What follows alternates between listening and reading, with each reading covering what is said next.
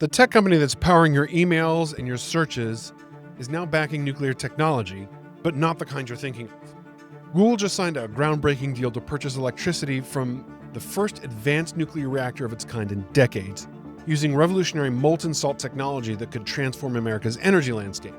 While most companies talk about going green with solar panels, Google is quietly betting on next-generation nuclear power to fuel its energy-hungry AI ambitions. In their partnership with the Tennessee Valley Authority, they're not just talking about powering data centers, they're talking about revitalizing an industry that's been stagnant for half a century.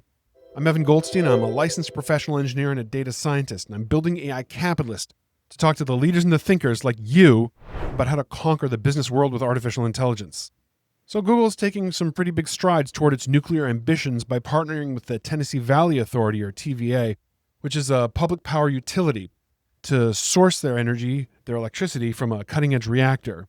This is the first power purchase agreement involving advanced technology of this type that a U.S. utility has made.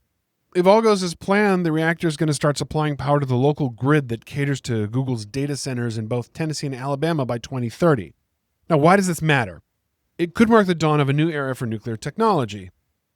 For decades, like since my grandparents were young, nuclear reactors all work basically the same way.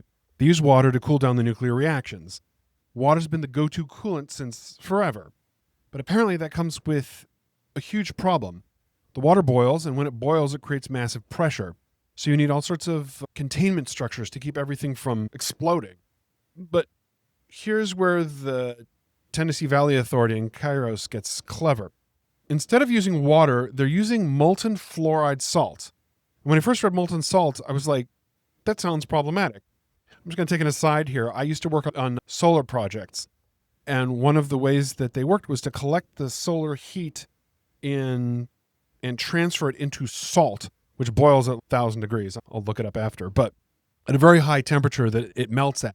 And they would use this molten salt to store the energy from the sunlight at very high temperatures. Why would they do this? They had already invested millions in building all of the power generating equipment, the boilers and the steam turbines and all of this whole loop of power generating equipment. And in solar power, you can only run it during the day. So half of the time, your investment in all of this power generating equipment is just sitting there idle, and you're wasting money.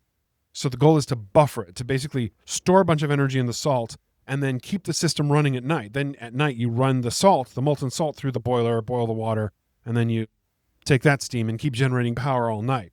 It's a great idea. The problem is that salt is like rocks when it hardens. And so what happened? They built the plant. There was a failure somewhere in the pumps. The salt sat in the pipes for too long and it hardened. And they had to dig everything up and go through the entire facility with a blowtorch, like a super high temperature blowtorch, and melt the salt out of all the pump casings and all the pipes where it had frozen in place. Now, the benefit of using the salt in the case of the nuclear reaction is that it has a boiling point that's way, way higher than water, like so high that it basically never reaches a boil under normal reactor conditions. So there's no crazy pressure buildup, which means you don't need massive, expensive containment structures that make nuclear plants cost billions of dollars, because there's not going to be a kaboom. It's just going to freeze in place if it goes wrong, like at that solar plant I worked on. Now, what really gets me is the timing of all this, because Oak Ridge, Tennessee, where they're building this thing, used to be where they made uranium for the first atomic bombs during World War II. Like the actual Manhattan Project, a part of it happened there.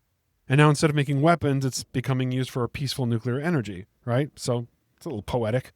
The reactor that they're building is called Hermes 2, and it's supposed to be up and running by 2030. And it's part of a whole new category called small modular reactors. Basically, nuclear plants that are smaller, cheaper, and hopefully safer than the massive ones we've seen building for decades. I've seen these where there's stacks of shipping containers, each with a little nuclear reactor in them. Now, the fact that Google is betting on this says that something big is happening, because the tech companies are just desperate for clean energy. This is relatively clean. There's no carbon dioxide output, because AI is just devouring electricity, and they know that fossil fuels are a dead end. So looking at nuclear, like, okay, solar and wind are great, but we need something that works 24/7 and that doesn't depend on the weather. So this is the first construction permit for a non-water-cooled reactor in over 50 years. Now, looking ahead, Google's trying to collaborate with Kairos to introduce an additional 500 megawatts of nuclear capacity in the U.S. by 2035. To give you a sense of scale, the 94 operational nuclear reactors in the U.S. generated a total capacity of 97,000 megawatts in 2024, which is about 20% of the country's electricity mix in the grid. So we're still talking a small percentage of the overall electrical mix in the country. Now, engaging in the production of carbon pollution-free electricity lets Google participate in two markets. Number one is selling the electricity they produce to the grid, and number two is securing financial incentives from clean energy. All right, so what's the buzz about this news? The partnership between Google and Tennessee Valley Authority to purchase electricity has a mix of enthusiasm and skepticism in social media. Supporters see it as a revolutionary leap forward, heralding a new age of nuclear technology, and a lot of people see the deployment of small modular reactors as a game changer because these advanced reactors are promising safer and more efficient power production, and they can just be stepped up modularly, right? Just keep adding. But amid all the excitement, there are concerns because critics would say that the nuclear energy, despite its advancements, still has a lot of risks. The specter of accidents, nuclear waste management, and long-term viability of power from these reactors is hotly debated. I think that the real problem here is that you can see the poison from a coal plant spewing into the air. If there's a nuclear leak, you don't know about it until it's too late as a human being. There's no way of seeing it directly through your five senses. So some of the indignant users are echoing this common refrain of how do we trust tech companies claiming to go green while their carbon emissions are rising? Buying clean energy attributes doesn't erase that. So the public opinion is really split along lines of trust and accountability.